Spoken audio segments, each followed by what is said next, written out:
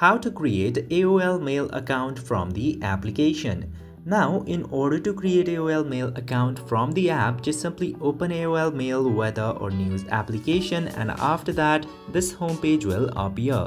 Now from here, select the option of inbox, tap there, and you will be in this page where you need to tap to this create an account button, which will appear in here, and after tapping in there you will see this page where you need to enter your full name at very first, then create a new email for your AOL mail, and then create a password. Then after that, at the very last, set up a date of birth. And now, after entering your details correctly, tap to next button and you will be in this page where you need to enter your phone number. Just simply enter your phone number and tap to send code button.